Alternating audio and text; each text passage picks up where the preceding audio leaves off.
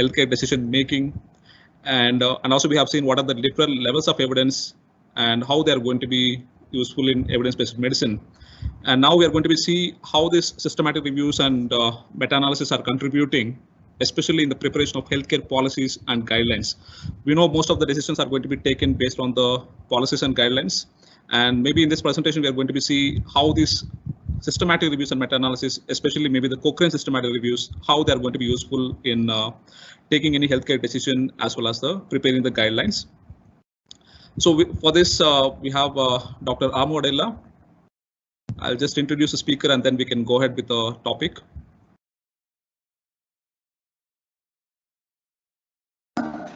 I'm not able to connect actually my presentation slides. Hello? Yeah, Ramu, you can share your screen so that I can see. Okay. 1 minute. I got it. Don't worry. Just. So we have our next speaker, Dr. Ramu Adela. He's an assistant professor in the Department of Pharmacy Practice, NIPER Guwahati. And he completed his M.Pharmacy from Dr. MGR Medical University, Chennai.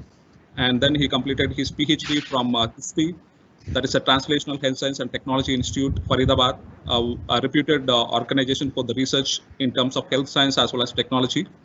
And also he completed his postdoc from AIIMS, New Delhi.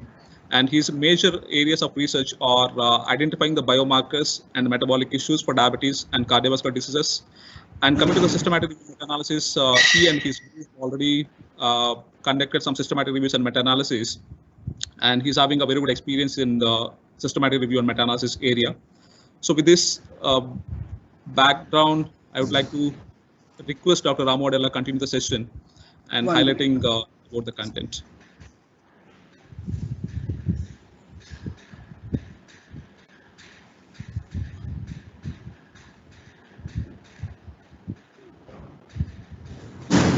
There is a bad network. Is it visible?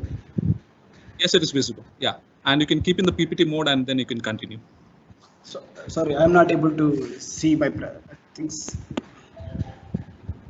1 minute.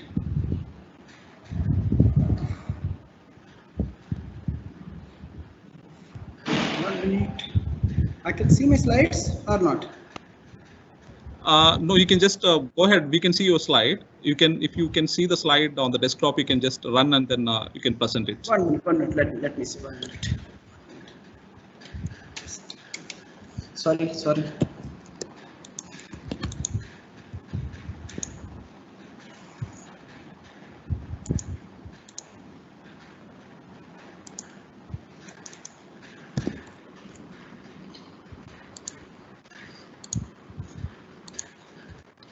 Some error is there actually with me. Copy.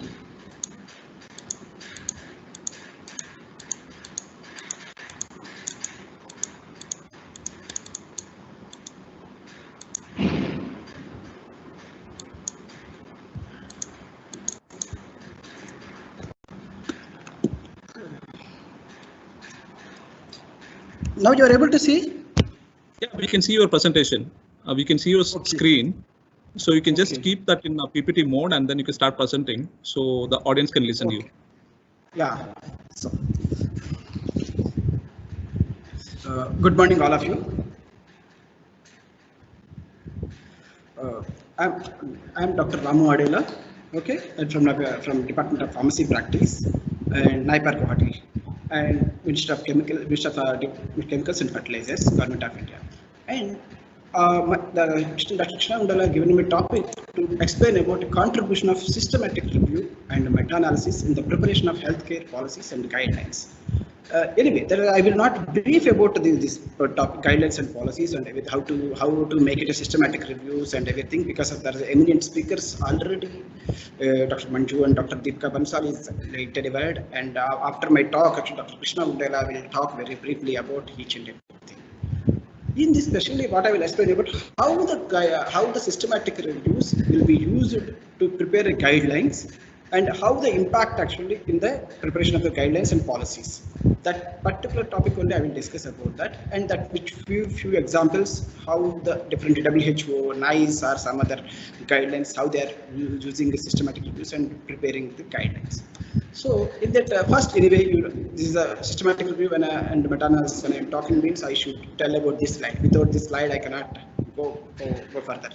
So systematic reviews, especially even Cochrane systematic reviews, considered as a highest level of evidence in decision making, and even in all the whatever the primary data research and all the data research, background information and clinical case studies or cohort studies or randomized clinical trials, all are actually below that. The quality of the evidence is below to the systematic reviews provided evidence. So that's the reason actually. Sorry to disturb you. Dr. Ramu, can you please keep your presentation in presentation mode? Oh, okay, yes. Okay. And then you can go. Sorry. 1 minute. I think it's 1 minute. I think it is not visible to you. It is not in presentation mode. It is visible. Okay. 1 minute. Okay. Yes. Now it's okay. Yeah, it's okay. Please go ahead. Yeah. Okay. So then even there's a difference, and that is the reason the systematic review is frequently used to preparation of the guidelines and healthcare. If you talk about guidelines and this one and generated from the systematic reviews and everything, you should be talk about definitely you should talk about Cochrane database and systematic reviews. That is called CDSR. It will be shortly. And CDSR, not only that, a database is available for the systematic reviews. It is other databases are available, okay, for the Prospero and other things. The majorly the Cochrane. Okay. So okay. It's coming. It's coming right now. Slide forward. Yeah, it is visible, Ram. Please. Visible. No, the slides are moving. Slides are moving. Yes. Okay. So, so see, the Cochrane database systematic review is the leading journal, and it is also a database for the systematic reviews in healthcare. And CDSR is a global independent network which is useful for the researchers, professionals, and healthcare professionals, patients, and carers who are the healthcare will be taken by and people interested in health research. So that and it will be and how it is important, why it is a Cochrane CDSR is very important means it will identify and appraise and synthesize all the evidences, research evidences that meets the pre-specified eligibility criteria to answer the specific research question. Such means actually the question will be actually whatever even when you are preparing a systematic review, that research question is the best, first important point. So whatever the question you are answering, you are going to answer it. These are all the points. They will make it identify and appraise and synthesize the evidence. To answer the question. Then further that systematic reviews will do systematic will do in the systematic method will be used and aim it to minimize the bias. Different bias will be there, that the bias will be reduced, and to find a more reliable findings to inform decision making. And Cochrane reviews are updated to reflect the findings of new evidences when it becomes available, because of the results of the new study can change the conclusions of your review. And further, and that is the reason actually it will be considered as a higher evidence, generating a high evidence, high level of evidence, and receiving a providing a care as well as the decision makers and researchers are using continuously. Further that, and we are talking about how the process of making guidelines from the systematic reviews. So here we are doing that first the identification of the documents, segregation and identification collection of the documents will be starting with the first step, and identifying the research questions, then further generating evidence profiles, Further, evidence profiles actually, okay, evidence profiles and values and preferences of feasibility profiles will be identified. And once the problem and once you will identify the answer the question, you will give a recommendations, and that recommendation will be taken into the guidelines and make it to the guidelines development and other things. This is the process of making a guide, okay, from the systematic reviews to the making a guidelines.